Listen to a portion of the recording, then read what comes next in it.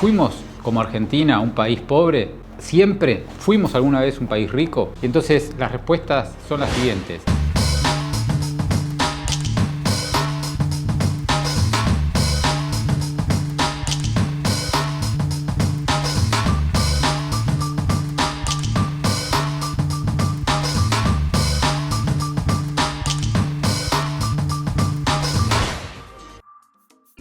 Bueno, bienvenidos a Píldoras Económicas, un programa para tratar de aliviar el dolor que te causa la economía argentina.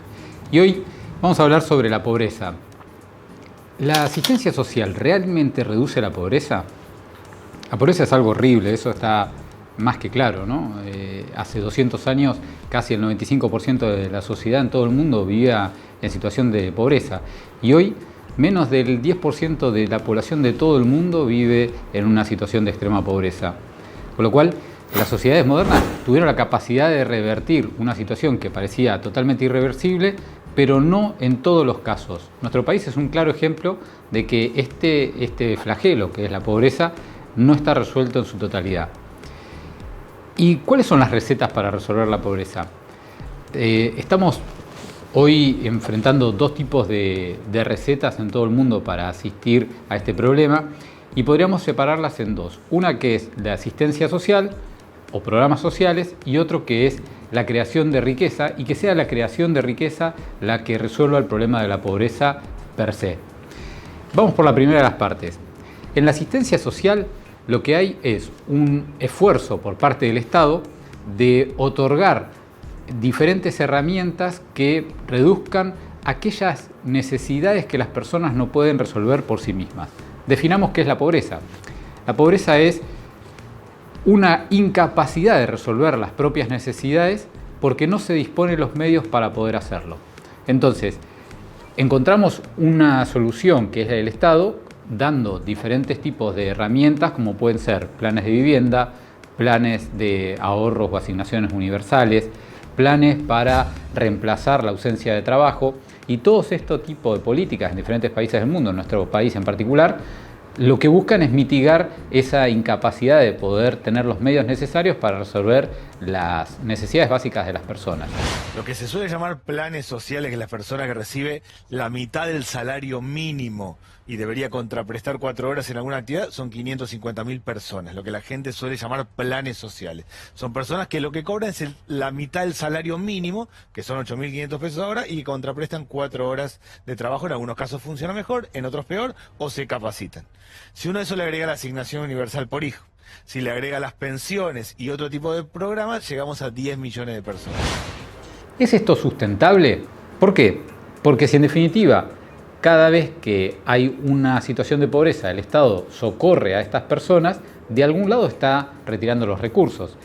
¿Y de dónde retira los recursos? Básicamente, o bien de impuestos, o bien de emisión monetaria, o bien de financiamiento a través de deuda. En total, las organizaciones sociales que hoy están dentro del Ministerio de Desarrollo Social administran 570.000 planes sociales. Mira. El hombre más fuerte, más poderoso de todo esto se llama Emilio Pérsico, dirige el Movimiento Evita. Cualquiera de estas tres vías lo que hace es quitar recursos al sector privado, que es el único que tiene capacidad de crear la riqueza.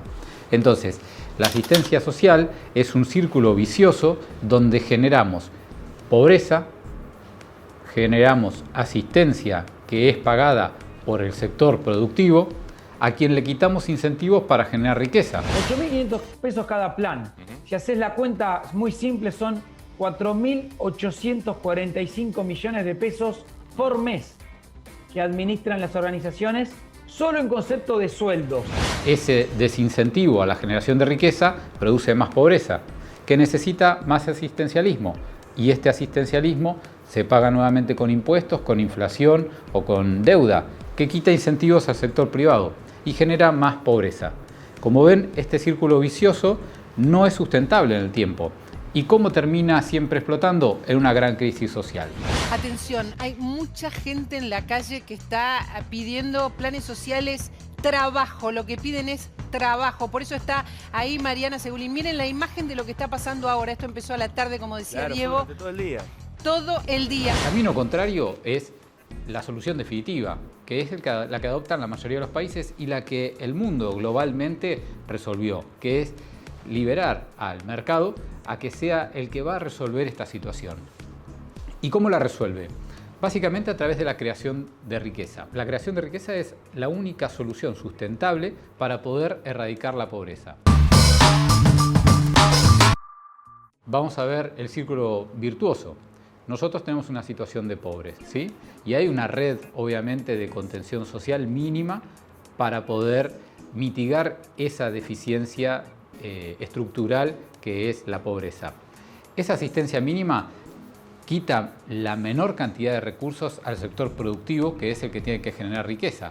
Cuando el sector productivo está liberado de las presiones impositivas y del enorme esfuerzo fiscal que tienen en los países que tienen un enorme asistencialismo, tienen más incentivos a producir.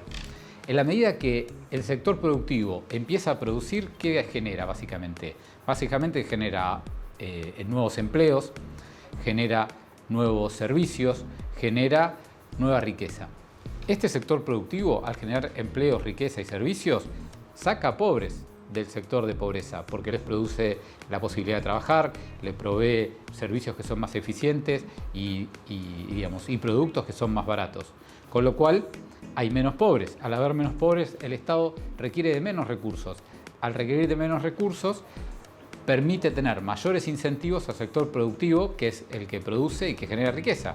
Al generar más incentivos, los empresarios generan nuevos negocios, nuevos empleos y nueva riqueza, que sacan a las personas de la pobreza. Y ese círculo virtuoso es el que en el tiempo, si uno es capaz de generarlo de manera sustentable y no cambiar las reglas de juego, puede ir erradicando a la pobreza de una manera definitiva y llevándola a un nuevo estadio de promoción social, donde estas personas que se encontraban en pobreza y no tenían los medios, empiezan a tener medios económicos, medios materiales y también medios sociales para educarse, formarse y insertarse en una sociedad mucho más justa para todas las personas. Bien, y cuando hablamos de este círculo vicioso o este círculo virtuoso, las preguntas habituales son: ¿fuimos como Argentina un país pobre siempre? Because I believe that Argentina is of vital importance to you and to me and to every other American citizen. For Argentina is outstanding in wealth and progress in South America, a leader on her own continent and a rival of the United States. But today it is the third largest city in the Western Hemisphere. Far from the traditional picture of a lazy Latin American capital, it is brisk, modern and magnificent. Its crowded traffic, left-hand drive as in England, its handsome streets and business buildings combine to give the casual visitor the impression of a great European capital. Residents of Buenos Aires are proud of their 3 subways. They are short lines compared to the New York system, but they are clean, efficient, and colorfully decorated. ¿Fuimos alguna vez un país rico? Y entonces las respuestas son las siguientes. Argentina era uno de los países más pobres de América porque no tenía los recursos naturales que tenían las primeras colonias de los españoles y era un terreno enormemente vasto, desértico y poco poblado. Eso impulsó a que se genere una sociedad que esté basada en el trabajo y en las libertades individuales y en la propiedad privada, lo que nos llevó a ser uno de los países más prósperos y más ricos de principio de siglo. Y en ese momento comenzamos a tomar decisiones como sociedad que nos volvieron a poner en la senda de la pobreza, en la creación sistemática de pobres y en la exclusión de gran parte de la sociedad. ¿Cómo podemos retomar el camino? Creo que deberíamos volver a aquellos pilares que nos hicieron crecer como sociedad y crecer como nación. ¿Y cuáles son esas instituciones? Esas instituciones son, primero, las garantías vinculadas a la libertad de circulación, la libertad de comercio, la libertad de industria, de actividad profesional, todas las libertades que tienen las personas para poder desarrollar sus actividades, siempre y cuando no perjudican a un tercero. Esa es una de las instituciones fundamentales. Otra de las segundas instituciones fundamentales de nuestra economía fueron las vinculadas a la propiedad privada. que cada persona no tenga que estar defendiendo su propiedad privada de otras incumbencias de otros actores privados, ni siquiera del sector público. O sea, que no haya inseguridad jurídica por controversias entre privados y que no haya inseguridad jurídica porque en un momento determinado el Estado cambia las reglas de juego. El tercer punto tiene que ver con la incumbencia del Estado. El Estado tiene un conjunto de atribuciones conferidas por la sociedad y en la medida que avanza por encima de esas incumbencias que otorgó la sociedad, genera un Estado que es ingobernable. Y ese Estado ingobernable genera una apetencia por los recursos de una economía que constantemente está en crisis por su financiamiento. Y ese es el cuarto pilar. Cuando nosotros tenemos un Estado que gasta más de lo que recauda, generamos crisis sistemáticas fiscales que se convierten en crisis económicas.